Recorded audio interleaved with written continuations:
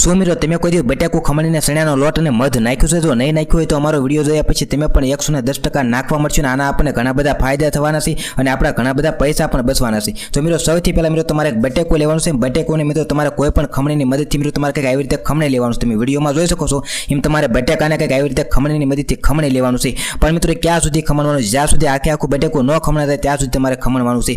પછી ખમણાઈ ગયેલું બટાકું મિત્રો તમારે હાથમાં લઈને તમારે કંઈક આવી અંદર થોડોક અમથો રસ કાઢી લો। તમે વિડીયોમાં જોઈ શકો છો એમ તમારે પણ મિત્રો થોડોક અમથો આમાં રસ કાઢી લેવાનો છે અને રસ કાઢ્યા પછી મિત્રો તમારે શું કરવાનું? રસ કાઢ્યા પછી મિત્રો તમારે આની અંદર 1 ચમચી ચણાનો લોટ નાખવાનો છે। તમે વિડીયોમાં જોઈ શકો છો એમ તમારે પણ મિત્રો ચણાનો લોટ 1 ચમચી કંઈક આવી રીતે નાખી દેવાનો છે।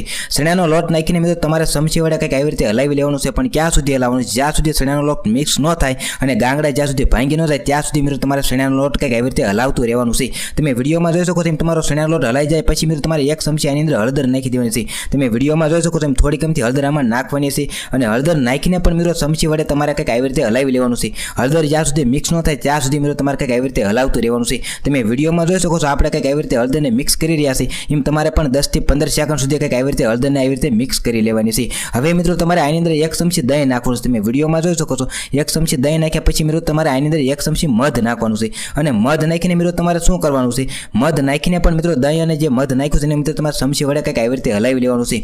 પણ મિત્રો ક્યાં સુધી હલાવવાનું? બધી વસ્તુ મિક્સ ન થાય ત્યાં સુધી મિત્રો તમારે કંઈક આવી રીતે હલાવતું રહેવાનું છે। 20 થી 25 સેકન્ડ સુધી મિત્રો તમારે કંઈક આવી રીતે હલાવતું રહેવાનું છે। પણ મિત્રો વિડીયોમાં આગળ વધતા પહેલા તમારું નામ ને તમારા ગામનું નામ તમે કોમેન્ટ કરવાનું ભૂલતા નહીં, કારણ કે અમે તમને સ્પેશિયલથી થેન્ક્સ કહી શકીએ। તો મિત્રો પાછલા વિડીયો થેન્ક્સ રવિભાઈને, ચિત્રોડાથી જીવરાજભાઈને, વડનગરથી પ્રવીણભાઈને, ઢસાથી શાંતિભાઈને, પંચમહાલથી બળદેવભાઈને, યોગરથી જીલુભાઈને, ગીરગઢડાથી મુકેશભાઈને, ઈશ્વરિયાથી સોનલબેનને, બોટાથી સજનબેનને, બરોડાથી લક્ષ્મણભાઈને, ઝાંઝાવદીથી લાલજીભાઈને, બાબરાથી ગણપતભાઈને, કાળા ડુંગરીથી સૈજલભાઈને, કેશોદથી સુનિલભાઈને, ગોધરાથી જયેશભાઈને, સુરતથી પ્રકાશભાઈને, લોધીથી સંજયભાઈને, બોટાદથી ભગવાનભાઈને, સુરતથી મનીષાબેનને, અમદાવાદથી ભાવનાબેનને, વિસાવદરથી રિંકલબેનને, જરદનથી રાજભાઈને, પાવાગઢથી મનરભાઈને, પારગડાથી ગીતાબેનને, જેતપુરથી રાયસંગભાઈને, માંગરોળથી મનીષાબેનને, તારાપુરથી મોહનભાઈને, ડાંગરથી શૈલેષભાઈને, પરોડીથી રસિકભાઈને, બોટાદથી અરવિંદભાઈને, નાની વાવડીથી જયસિંહભાઈને, કડાણાથી સોનલબેનને, બગસરાયથી ભૂપતભાઈને, મોરબીથી રસિકભાઈને, સુલતાનપુરથી આશાબેનને, પાલિતાણાથી ભાવેશભાઈને, રાજુલાથી હંસાબેનને, મેંદરડાથી ગોપીબેનને, ઉડવીથી વિવેકભાઈને, જામનગરથી। તો મિત્રો તમારા પણ કંઈક આવી રીતે વિડીયોમાં નામ આવી શકે છે